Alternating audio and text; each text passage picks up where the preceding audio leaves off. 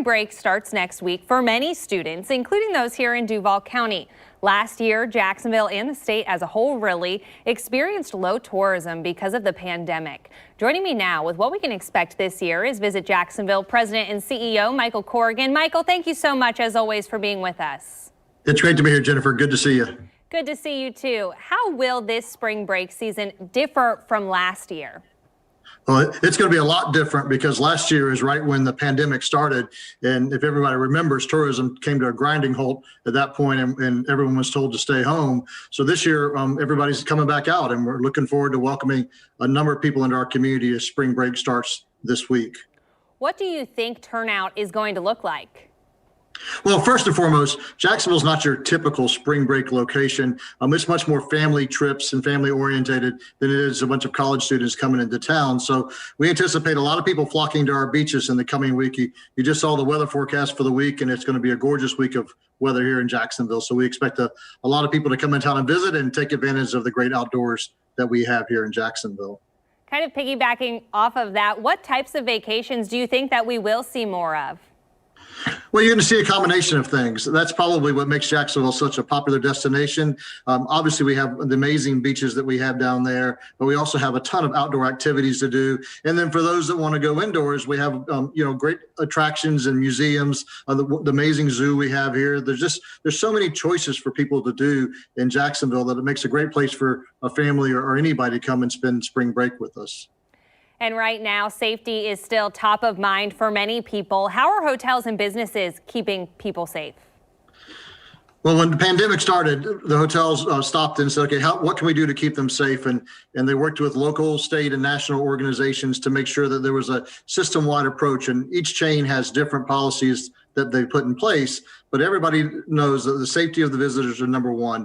Cleanliness, social distancing, obviously in Jacksonville, we still have a mask mandate. All those things are followed and adhered to by the hotel industry. And even any attraction you go to in town, everybody has seemed to adjusted to what we call the new normal to make sure that we can all stay safe and have fun.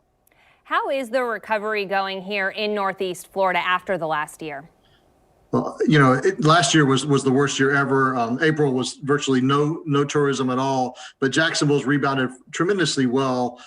Jacksonville, if you compare us to the rest of the state, where our occupancy is higher than anywhere else in the state, and then nationally, we're beating the national average as well. So Jacksonville has never really relied on attraction travel or totally relied on group travel. So we have a very diverse market that comes in, does tourism in the Jacksonville area. So as the recovery began, our recovery started even faster. So we're very fortunate to be in the position we're in, and very fortunate, like this coming week, the beaches hotels should be totally sold out because of the point of the recovery that Jacksonville is in. And in addition to spring break, we have several events coming up here in Northeast Florida. You and I have spoken recently about this, the Players Championship, as well as the Gate River Run. How is that going to benefit Jacksonville in the long run? Well, March is always like the kickoff of tourism season. It's typically the busiest month of the year for tourism. Monster Jams tonight, the Players next week, the River Run the week after that. And this continues a series of great events that happen because you take advantage of the amazing weather we have here in Jacksonville. So when people start coming outside and start enjoying these activities, it's not going to stop. We obviously are looking forward to a great year compared to last year, but it'll still be less. I mean, we're not going to be totally recovered to where we were pre-pandemic, but we're going to be a lot better off than we were last year. Where is the best place for people to go get more information if they're interested in exploring Jacksonville? That's an easy one, Jen. The best place to start is at visitjacksonville.com. There you can go and you can see a number of things that you may not even realize Jacksonville has to offer, but any trip around or in Jacksonville should begin with a visit to visitjacksonville.com. A lot of fun ahead. Michael Corrigan, thank you so much for being with us this morning. Thanks, Jen. Appreciate it.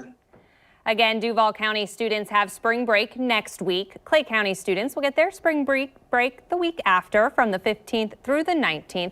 Then for St. Johns County, students will have spring break March 17th through the 19th.